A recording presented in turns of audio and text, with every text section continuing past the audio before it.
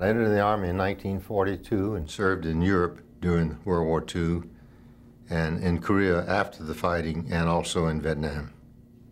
In August of 1944, I was shipped to England, stayed there 2 or 3 weeks, and then into France. And in France, I joined the 3rd Infantry Division. I was initially a rifle platoon leader, and then on the 8th of December of that year, I was made company commander, and except for times in hospital, I was commanded that company the rest of the war. On December 16, 1944, First Lieutenant Charles Murray led the men of the 30th Infantry C Company into a narrow mountain pass outside the town of Kaisersberg, France. As company commander, the young lieutenant had a dual responsibility to ensure the safety of his men and to guarantee the safe completion of the unit's mission. While on patrol, he and his men would encounter an entrenched force of about 200 German soldiers. During the early morning hours of the 16th of December, which was the Bulge Day, by the way, for those who are familiar with the fighting up north, on that morning we crossed a footbridge built by the engineers in the edge of the little town of Kaisersberg and went into the hills. And our battalion was to send one platoon down into the next valley to establish a position to keep the Germans from getting in or out of that valley. The approach to the bottom of the hill was down a narrow mountain trail. As we started down, we had 2 scouts, 2 men out in front of us about 100 yards to be sure we weren't surprised. And after just a short time down that little mountain trail, the first scout pointed out at the bottom of the hill about 200 Germans. It was spread out about a half a block long in a sunken road. It was a beautiful artillery target, and I called for artillery fire. The first round came in very rapidly, and it was off target a couple hundred yards, and I adjusted and fired another round, and that round was close. And I was prepared to tell them, I guess, to fire for effect, to fire another spotting round. My battery in my radio went dead. I sent some of the troops up the hill to get one of my mortars.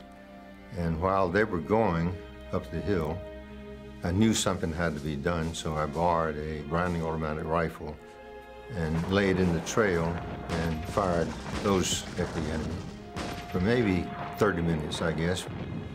During the process, a German truck came out of the sunken road toward my position. I fired a couple bursts and hit the truck. Both the doors flew open. Nobody came out. I'd taken care of them pretty well. At that time, most of the German were beginning to run backwards toward the main road, and I kept firing and firing as they were running through the vines. And about that time, my mortar section sergeant came up, tapped me, and said, "Sir, I got the mortar."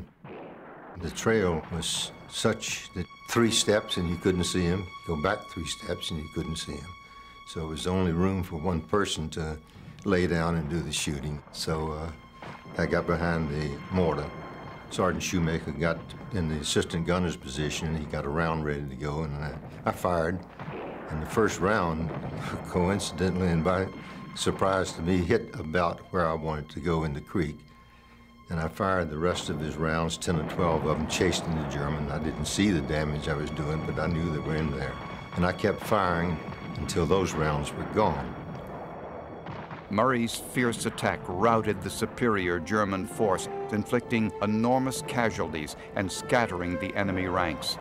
Though he was seriously wounded while taking prisoners during his troops' advance, Murray nonetheless stayed to complete the mission, setting an inspiring example for his men. I don't feel like I did anything at all that was heroic. I did what I felt should have been done, and I'm sure 99% of the ones who have ever been decorated, awarded the medal, will say the same thing. They were doing their job, what they thought had to be done, and it was done spontaneously by some. Some lasted weeks, their battles, and some lasted seconds when they fell on a grenade, and in my case, maybe 30 minutes, maybe an hour and a half. I had no feeling of time at all.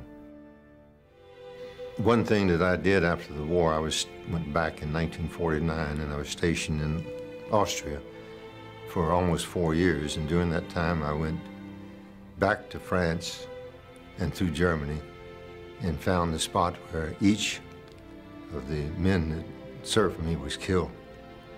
And I wondered, what could I have done differently to not get them killed? But in the long run, I was told by other people who were in the company that you couldn't have done anything different. You did the best you could. So I don't sorry for those people.